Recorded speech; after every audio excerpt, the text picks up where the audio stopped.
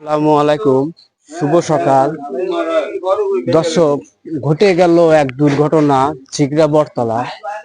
ওই যে দেখতেছেন একটা মোটা ঢাল, সেই ঢালটা ভেঙে কিছুটুক বেঁচে আছে, আর কিছুটুক মনে করেন যে ভেঙে এই দোকানের ভিতরে ঢুকে পড়ছে।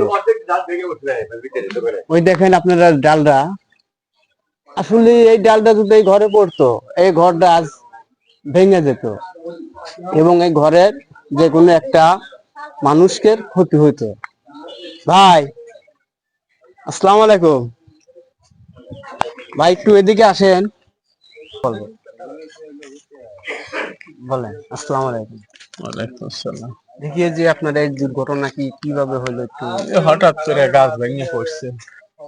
আচ্ছা, এখন এই গাছটার কাটার তো ব্যবস্থা করতে হবে। হ্যাঁ, এই ডালপালা গুলো কাইটে সংস্কার করতে হবে। এটা তো আপনার সরকারি গাছ, তাই না?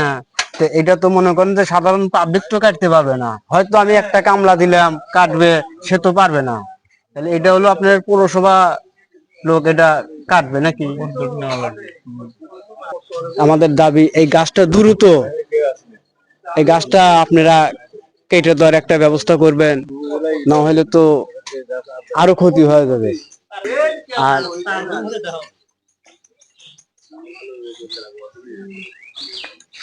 এটা কি ওয়াইফাই তার নাকি?